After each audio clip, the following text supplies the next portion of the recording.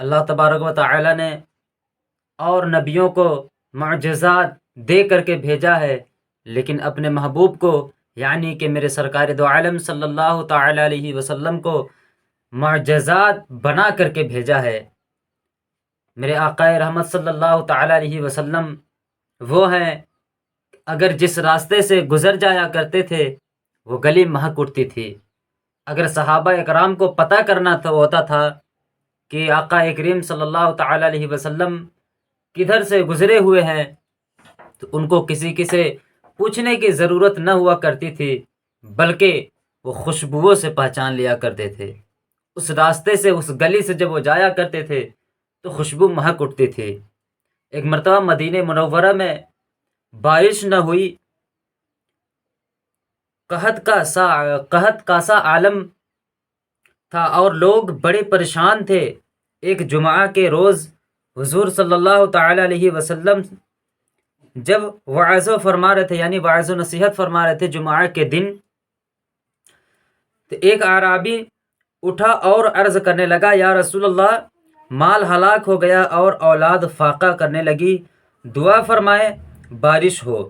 اب وہ حضور صلی اللہ تعالی علیہ وسلم سے کہہ رہا ہے کہ اناج جو ہے اناج جو ہے ختم ہو رہا ہے، ختم ہو گیا ہے، ہلاک ہو گیا، اور بچے اولاد جو ہے وہ فاقہ کر رہے ہیں، یا رسول اللہ دعا فرما دیجئے تاکہ بارش ہو۔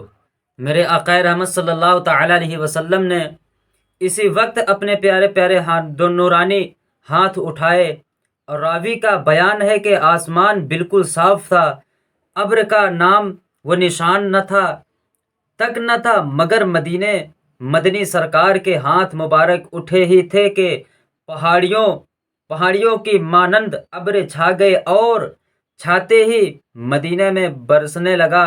حضور منبر پر ہی تشریف فرما تھے کہ مہینہ شروع ہو گیا، اتنا برسا کہ چھت ٹپکنے لگی، اور حضور کی ریش انور سے پانی کے قطرے گرتے ہم نے دیکھے۔ پھر یہ مدینہ مند نہیں ہوا، بلکہ یہ جو بارش ہو رہی تھی یہ بند نہ ہوئی، بلکہ ہفتہ کو بھی برستا رہا۔ پھر اگلے دن بھی اور برسا فراز اس سے اگلے دن بھی، حتیٰ کہ لگاتار گلے جمع تک برستا ہی رہا۔ اور حضور جب دوسرے جمعہ کا وعظ فرمانے لگے، اٹھے تو وہی اعرابی جس نے پہلے جمعے میں بارش نہ ہونے کی تکلیف عرض کی تھی، اٹھا۔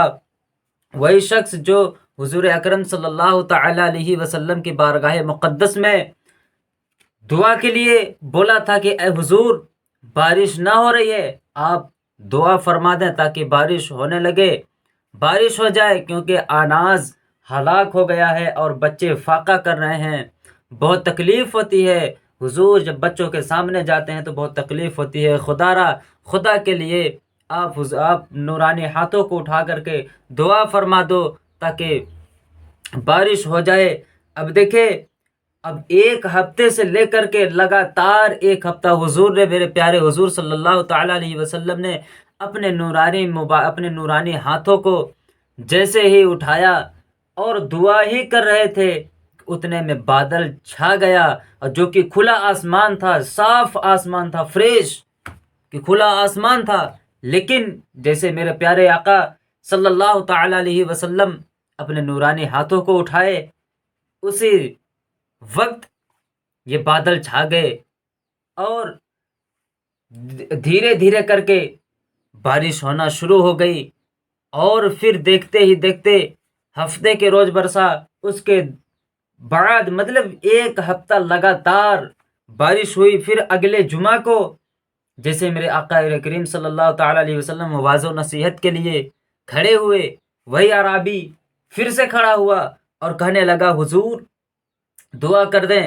اٹھا اور عرض کرنے لگا، یا رسول اللہ، اب تو مال غرق ہونے لگا اور مکان گرنے لگے، اب پھر ہاتھ اٹھائیں کہ یہ بارش بند بھی ہو۔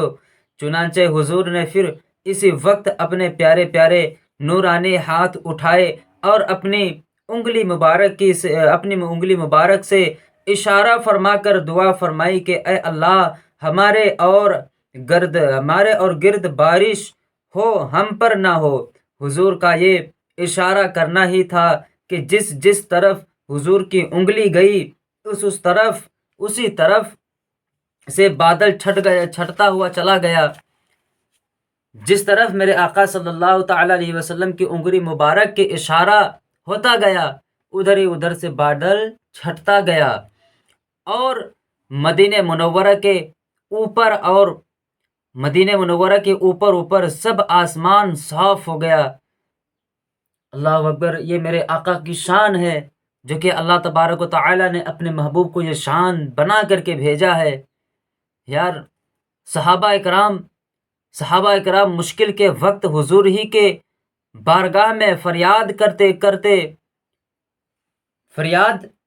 لے کر آتے اور کرتے، اور ان کا یقین تھا کہ ہر مشکل یہیں حل ہوتی ہے اور ہر واقعہ یہیں حل ہوتی رہی ہے۔ اسی طرح آج بھی ہم حضور ہی کے محتاج ہیں، اور بغیر حضور کے وسیلے کے ہم اللہ سے کچھ بھی نہیں پا سکتے، اور حضور صلی اللہ تعالی علیہ وسلم کی حکومت بادلوں پر بھی جاری ہے۔